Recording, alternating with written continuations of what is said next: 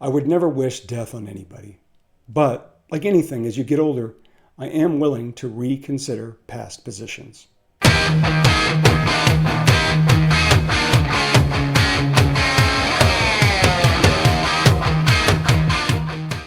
Mac Engel, Fort Worth Star-Telegram, Engel Angle podcast here on the Sunset Lounge.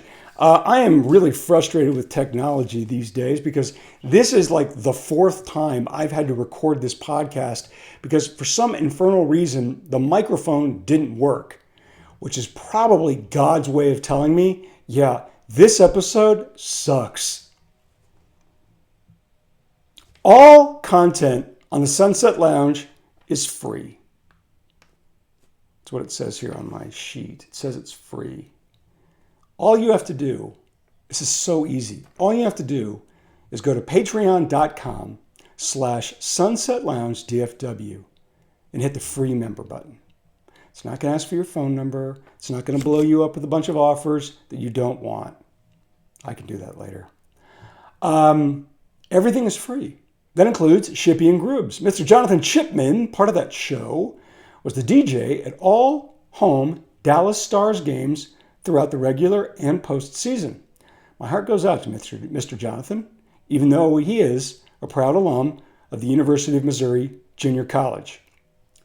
Mr. Shipman had to go to, I shouldn't say had to go, wanted to go, and did spin the DJ guy thing at all of those games in the hope that this time that franchise was finally going to get to the Stanley Cup final. Now, I was sure, I fell for it again, this time was going to be different and they were going to get through. They didn't. They got to the Western Conference Finals 3 straight years only to miss the final stage. Sorry. They will make your day with satirical commentary on viral video clips, internet memes, social media, trending topics, sports, athletes, celebrities, and pop culture. I read that in real time. The Clubhouse, Rob, Alex, and Don, pop culture, sports, movies, wrestling. No mention of F1. Engel Angle. Beer 30 Sports O'Clock, little irritated about the state of that show because the production level is just so freaking good. It looks like some Disney, Star Wars thing, like it's shot in 8 HD. His skin looks amazing. His hair looks remarkable. Football has not started yet, but it doesn't mean that he can't talk about it or alcohol. Al Maximo, Victor Villalba, Villalba. He's the Spanish voice of the Dallas Cowboys, which means he's a masochist. And Carlos Nava. Can't say this loudly enough. I'm a little offended that I have yet to be invited to be on that show to practice my Espanol. Also free, your dark companion with the toxic masculinity. I screwed it up. Toxically, is that a word? Masculine, Mr. Mike Reiner. Mike Reiner finished 19th in People Magazine's Sexiest Man Alive. 19th from Mike Reiner.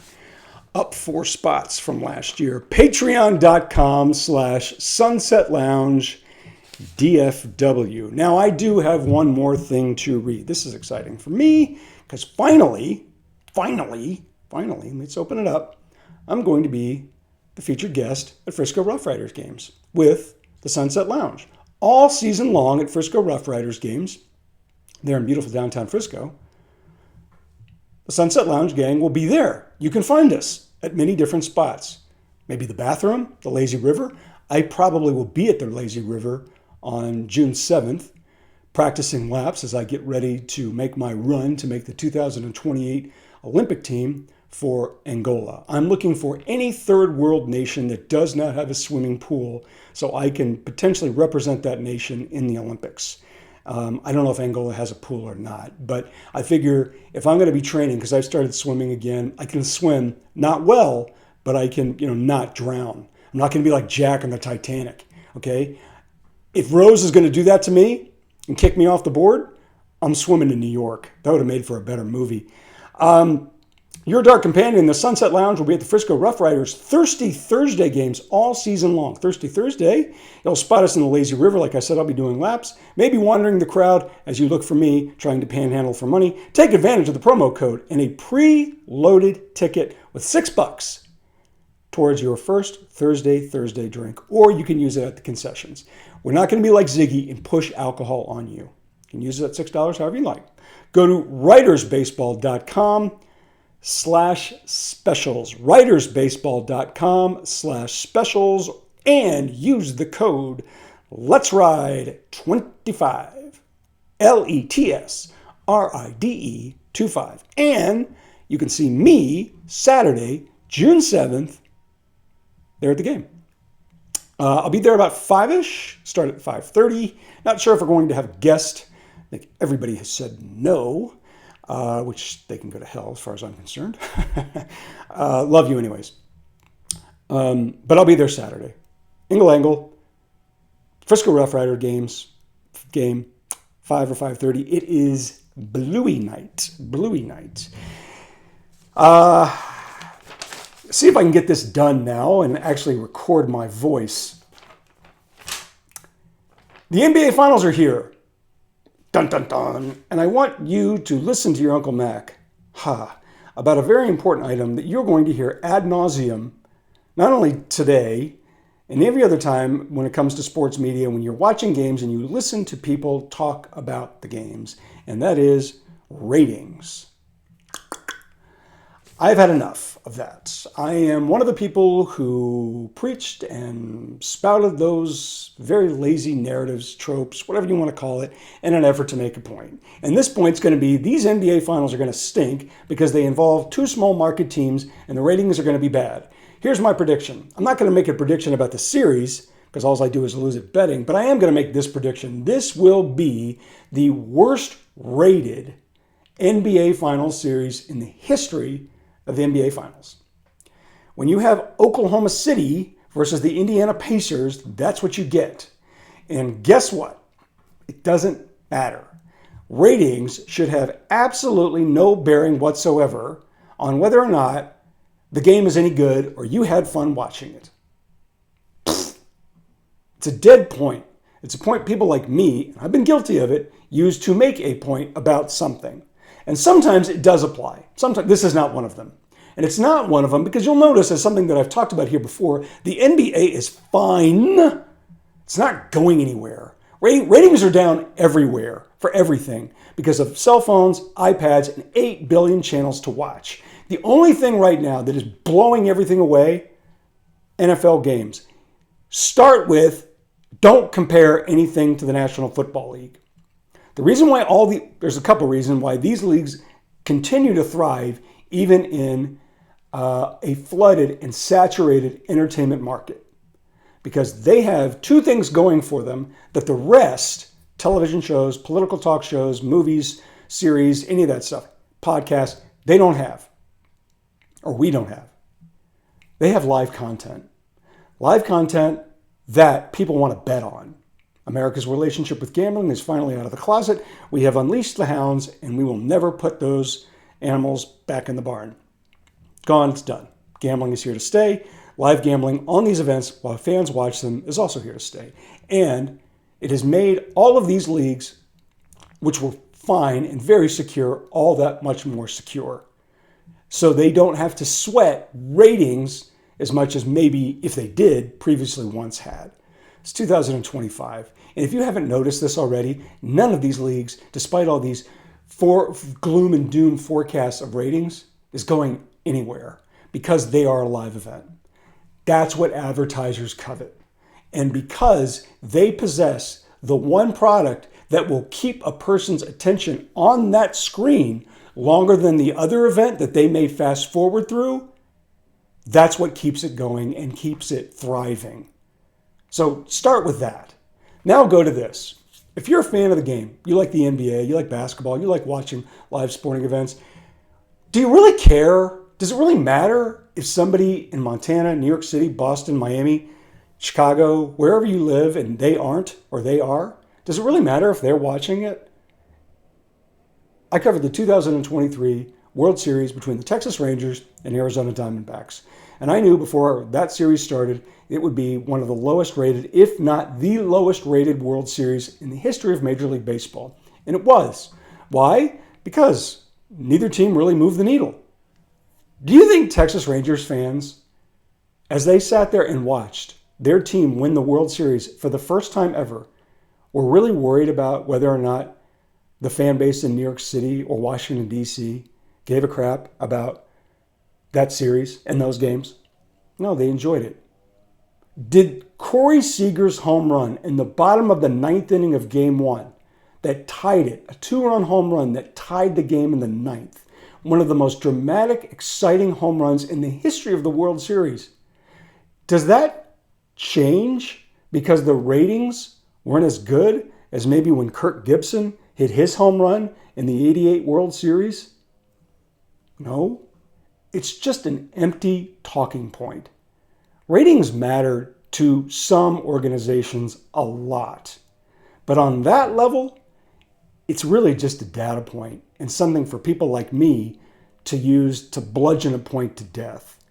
Don't worry about it. Enjoy the game, or don't. But ratings is not something that you should really concern yourself about any major professional or NCAA amateur sporting event. Okay, this leads me into my other part of the topic that I want to talk about for this episode, and that is, should sports media and media in general be fans of what they cover? Everybody who got into sports media did so for one reason, because when they were a kid, they fell in love with the game and the team that they watched. I did. That's why, when it comes to Pacers versus Thunder, you will see me wear my Pacer pride. I guess I won't wear my sticker, but I'll have my sticker. It is why I don't have any problem telling you that when it comes to this series, even though I am a veteran, award-losing member of the media, go Pacers, baby. Is that wrong? Does that cross some sort of professional boundary? Well, yes and no. If you go to a game and you sit in a press box, inevitably, right before the start of the game, there will be an announcement over the loudspeakers that says, "This is a working press box. No cheering, please." Working press box. It's a contradiction in terms, but that's a different topic. So we grew up, all of us, myself included, who decided, you know what, I really want to do this to see if I can do this for a living because I love sports and I want to be around sports and I love that team or this team or whatever team. And then you're told, can't be a fan. Well, wait a minute, huh? What? Because someplace along the lines, and I don't know who decided to do it way back when journalism was taught, they applied the same principles to covering a local government or business or anything else to sports. And as a result, people like me in this job tend to get a little full of themselves and full of their own opinions. It can happen.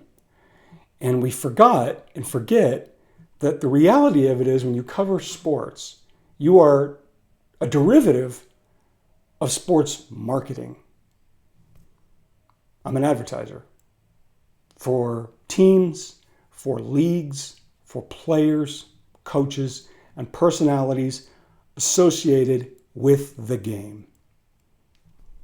That's what a large part of sports journalism is. And it's why you see teams and leagues go out of their way to try to solicit coverage because they want the free advertising. Now, that relationship has changed somewhat in the last 20 years or so, because it used to be for the longest time, those teams and leagues really needed us. And now they've decided, understandably, I don't know if we need you as much anymore. We still want you there, but we're not going to prioritize you the way we did back, say, 1955 or even 1995. It happens. It changes. So as a result of some of these changes, one of them is that I've seen is the growth of the sports media member who is the unabashed fan. Makes sense. We all did this for a reason because we are fans. I am a Pacer fan. Yay, go Pacers. So can we do that? Can we do both? I think in the worlds of sports journalism, there is a time and a place. So you have to go kind of a through line. Right?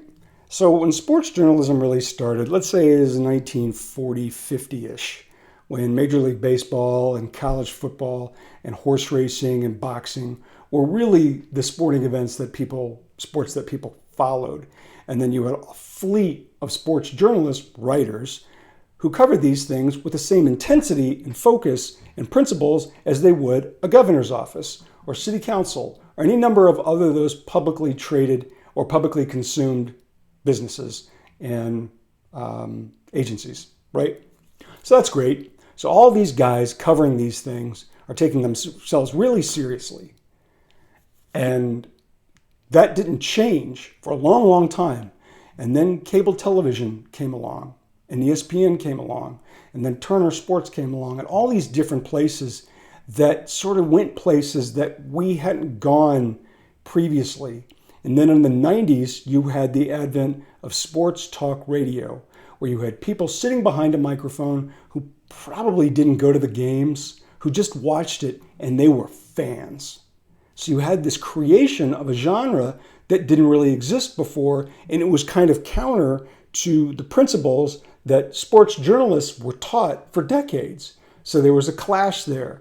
Now fast forward another 10, 15 years or so to the creation of the internet and all of these different potential places that people could create under the guise of covering the team, when really what they are is super passionate fans who desperately want to see their team win. Plus, at the same time, you had the leagues themselves and teams create media arms of their own organizations to cover the team. Are they really going to report the bad news about a team? Probably not. In fact, there are now to everybody's credit involved in that, they do a pretty good job. They're not going to have the space and the allowances to say some of the things that people like me in my position would have the ability to say. No discredit to the people doing it. It's a job, and you got to do what you got to do.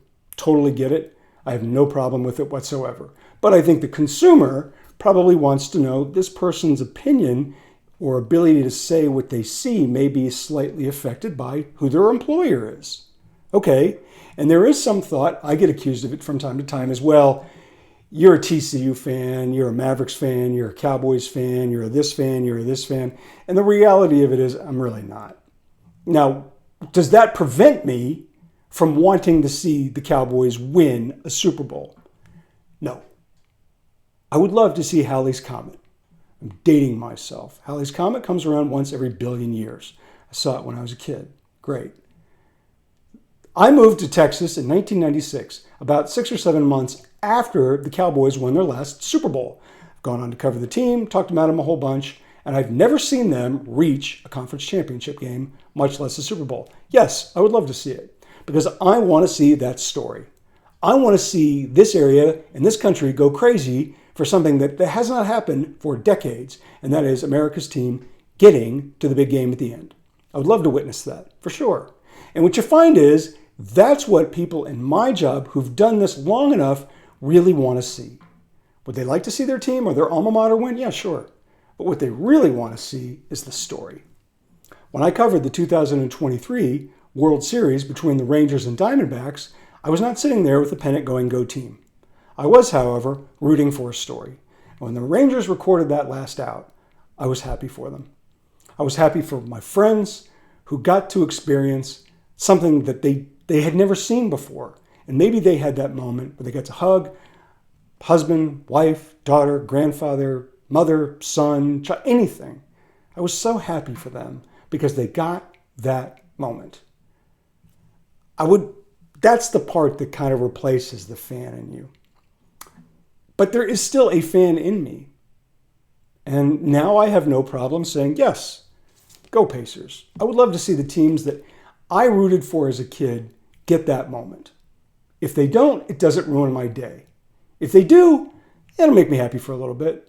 Maybe I get that Super Bowl banner that's a fake. I don't know how I got that. It says Cincinnati Bengals Super Bowl champions, even though they've never actually won it.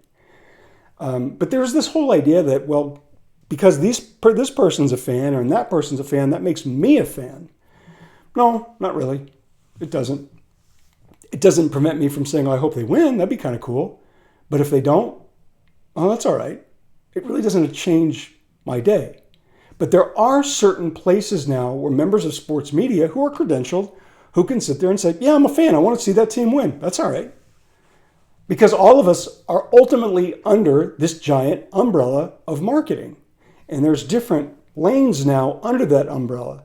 This guy is more of a fan. He has a blog or a podcast or a show on this channel or whatever else. Then there's him. He's more of an independent, negative type who kills everything and all that other stuff. Then there's storytellers and those places have, and then there's people who just talk about gambling. That's eating up the whole storyteller thing. There's all these different places now, and there are places where someone can say, "Yeah, I would like to see them win.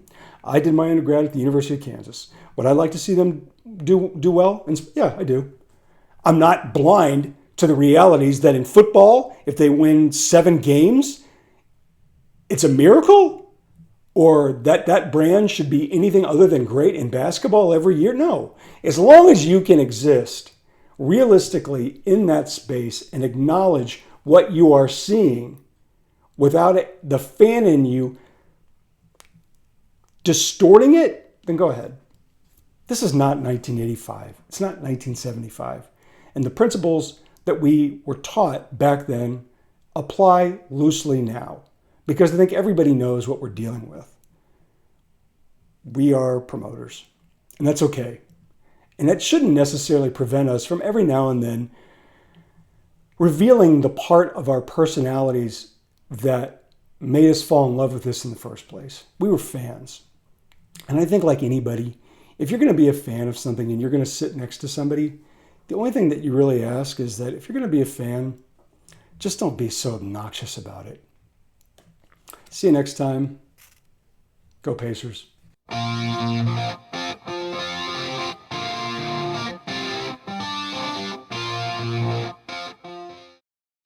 This is a Stolen Water Media production.